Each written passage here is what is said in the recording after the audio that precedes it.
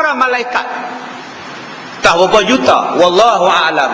Lepas para malaikat, barulah seorang laki-laki namanya Abu Bakar As-Siddiq radhiyallahu anhu.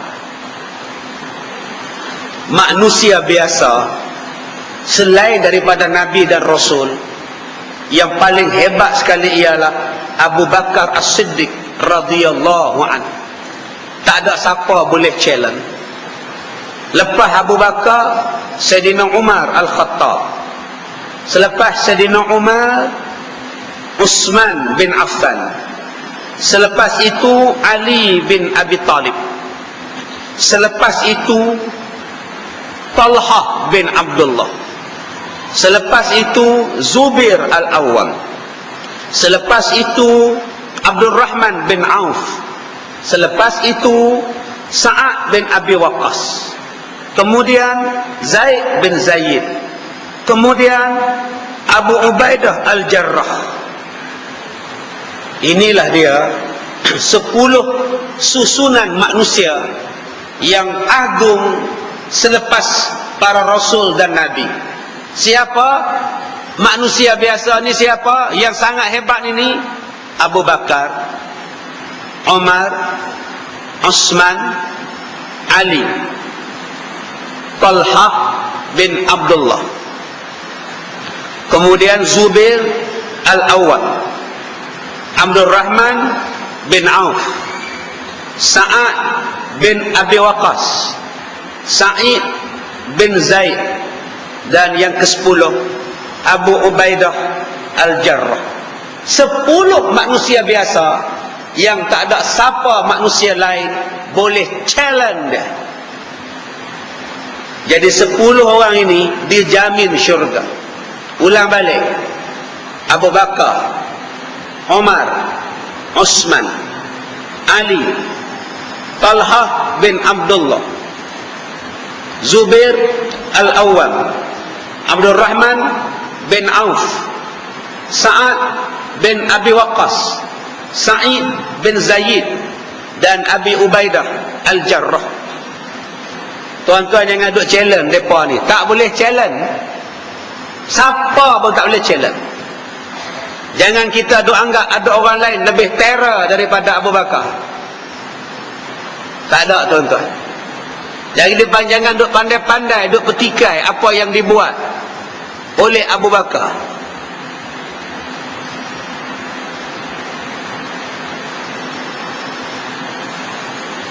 Jangan duk pandai-pandai nak pertikai Umar, Uthman. Sebab hari ini dah ada orang petikai mereka-mereka yang saya sebutkan.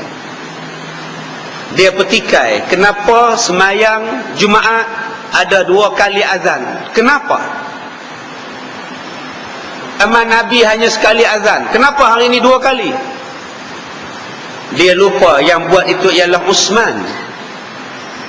Dia petikai kenapa tarawih 20? Dia lupa bahawa yang buat itu ialah Umar. Zaman Nabi Muhammad tidak ada naskah yang dibanyakkan begini. Malah tidak ada baris. Zaman Nabi tidak ada baris. Atas, bawah, depan ni tak ada. Kita belajar alif datik a, alif bawah i, alif depan u, a, i, u, tak ada. Mana ada? Sayyidina Uthman kumpulkan Quran, diselaraskan penulisan Quran untuk seluruh umat Islam. Nama dia Resam Uthmani. Pun masih belum ada baris. Adanya baris ayat-ayat Quran ini 300 tahun selepas Nabi wafat, barulah dibubuh baris. Sebab Islam dah menjangkau ke negara-negara Arab dan di luar negara Arab yang tidak boleh berbahasa Arab, terpaksa bubuh baris. Nabi tak nak bubuh baris. Nabi tak nak membukukan Quran macam ini punya banyak. Kalau kita kata semayang tarawih 20 rakaat bid'ah, kenapa tak kata Al-Quran juga bid'ah?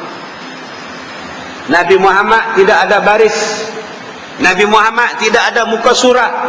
Nabi Muhammad tidak ada hizib. Ain Nabi Muhammad tak pernah buat. Kita hari ini ada ain, ada hizib, ada juzuk, ada baris, ada warna-warni lagi sekarang tulisan. Adakah itu bid'ah? Sedangkan Nabi tak buat. Kerana ada golongan pada hari ini senang-senang kata bid'ah. Itu bid'ah, ini bid'ah, ini bid'ah. Baca Yasin malam Jumaat bid'ah. Bang 2 kali sembahyang Jumaat bid'ah. Semuanya bid'ah belaka. Kalau kamu nak kata bid'ah, tolong berikan hukum. Apa hukum membariskan Al-Quran sedangkan Nabi tidak pernah memberikan baris tajwid kepada Al-Quran? Adakah itu bid'ah? Memudahkan orang baca Quran, memahamkan orang baca Quran. Yang buatnya siapa? Uthman dan sebagainya. Jadi jangan kita nak tunjuk kita ni lebih terror daripada 10 manusia ini, kerana mereka adalah orang yang dididik, diberi latih oleh Nabi secara langsung, bermula daripada Abu Bakar sehinggalah Abi Ubaidah Al-Jarrah radhiyallahu anhum. Inilah yang diperkatakan oleh Al-Asy'ariyah. Baik, menurut kata Maturidiyah, Rasul daripada kalangan manusia seperti Nabi Musa adalah lebih afdal daripada Rasul daripada kalangan malaikat seperti Jibril. Dan mereka ini pula lebih afdal daripada manusia awam seperti Abu Bakar As-Siddiq. Kata Maturidi, Nabi Musa lebih afdal daripada Jibril. Jibril ialah Rasul di kalangan malaikat. Nabi Musa adalah Rasul daripada kalangan para manusia. Nabi Musa Rasul dari kalangan manusia, lebih afdal daripada Jibril yang menjadi Rasul di kalangan malaikat. Dan malaikat Jibril lebih afdal daripada Abu Bakar As-Siddiq. Mereka ini lebih afdal daripada malaikat awam. Abu Bakar As-Siddiq pula lebih afdal daripada malaikat awam, malaikat biasa. Okey Ustaz, selepas 10 sahabat Nabi tadi, selepas 10 sahabat tadi, siapa paling afdal? Abu Bakar, Umar, Osman, Ali. Ini manusia hebat ni. Kemudian datangnya Talha, datangnya Zubair Al-Awwam, datangnya Abdurrahman bin Auf, datangnya Sa'id bin Abi Waqqas, datangnya Sa'id bin Zaid, datangnya Abi Ubaidah Al-Jarrah. 10 ini paling hebat. Selepas 10 ini siapa? Maka kata Maturidiyah, selepas 10 ini, orang yang paling hebat imannya ialah orang-orang yang terlibat di dalam peperangan Badar Al-Kubra yang berjumlah 313 orang. Kita tak boleh challenge lagi dengan sahabat-sahabat Nabi yang terdapat di dalam peperangan Badar. Maka ditanya lagi, selepas orang yang terlibat dalam peperangan Badar, siapa yang afdal? Orang yang terlibat di dalam peperangan Uhud. Selepas orang yang terlibat dalam peperangan Uhud, siapa? Maka dijawabnya orang yang terlibat di dalam Baitul Ridwan, Bai'ah Ridwan, yang mula-mula nak mengajak Nabi berpindah ke Madinah. Selepas ini mereka ni siapa? Maka kata Maturidi, semua sahabat-sahabat Nabi. Selepas semua sahabat Nabi siapa? Yang mengikut sahabat-sahabat Nabi. Kemudian siapa? Kemudian yang mengikut dan mengikut dan mengikut sampailah hari kiamat. Jadi kita ni tuan-tuan jatuh nombor berapa? Jatuh nombor berapa kita? Nak lawan macam mana? Abu Bakar bila bersedekah seluruh harta. Kita pula bila bersedekah duk tertanya-tanya, nanti ku nak makan apa? Umar Al-Khattab bila Nabi dihina, bila Nabi Muhammad dihina, Islam dihina, dia bangun, bawa pedang dia, bangun. Siapa yang hina Nabi? Mai jumpa aku dulu. Siapa yang hina Islam? Jumpa aku dulu. Dia cari sampai dapat. Macam mana nak boleh lawan Umar? Hari ni orang hina Islam, kita diam. Orang hina macam-macam, kita diam. Orang hina azan, kita diam. Orang hina arak, orang hina undang-undang arak, kita diam. Tutup mulut. Macam mana nak lawan Umar Al-Khattab? Macam mana nak lawan dengan Osman, koprak yang paling banyak duit, berbilion duit dia, sekali sedekah 1000 ekor unta.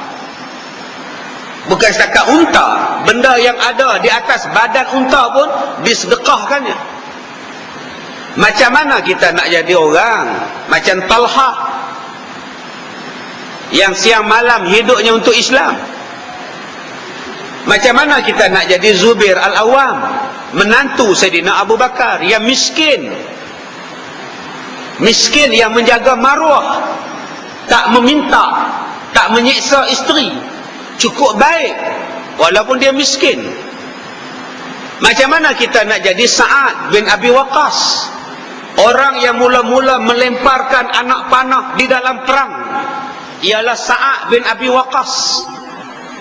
Malah ketika dia sakit, dia kata pada Rasul, wahai Nabi, anak-anak saya semua dah berjaya, anak-anak saya kaya semuanya, saya nak wakafkan seluruh harta saya untuk Islam. Nabi kata, Sa'ad, banyak sangat. Separuh sudah, separuh. Separuh boleh Rasulullah, separuh. Nabi kata separuh pun banyak. Banyak sangat tu. Ingat pada anak-anak kamu. Kata Sa'ad, kalau demikian 1/3 harta saya berikan kepada orang ramai, saya wakaf. Kata Nabi, 1/3 pun banyak, tapi aku benarkan. Ni Sa'ad bin Abi Waqqas. Kalau kita nak challenge tu tuan-tuan, wallahu a'lam, boleh ke tidak? Ya, kadang-kadang nak masuk RM1 pun susah. Ya, nak bawa pisang, seumur hidup tak pernah bawa pisang ke masjid. Makan pisang banyak. Fikir-fikirkan tuan-tuan. Ya, fikir-fikirkan macam mana nak lawan mereka punya pahala. Kalau inilah amalan. Ada sahabat Nabi yang bila ditembak di betisnya dengan anak panah, nak ditarik anak panah sakit, tapi bila dia semayang, dalam anak panah melekat di perut betis, sahabat tarik, dan pada masa itu dia tak terasa sakit sebab khusyuknya semayang. Ditarik hanya waktu bila solat, sahabat-sahabat tarik anak panah dia, balut kaki, dia teruskan semayang. Kita fikir tengok, kita semayang, nyamuk gigit di kaki belah kiri, kaki belah kanan garu. Kita pernah tengok ada orang macam itu, kaki belah kanan berdiri sebelah kiri, kaki belah kanan duk garu, krek letak balik. Subhanallah. Baru nyamuk, belum anak panah lagi. Kalau anak panah tuan-tuan tak tahu nak khabar, rasa tak semayang sebulan rasanya. Jadi fikir-fikir kalau tuan-tuan, mudah-mudahan kita dapat manfaat daripada kitab kita yang pertama. Wallahu a'lam. Assalamualaikum warahmatullahi wabarakatuh.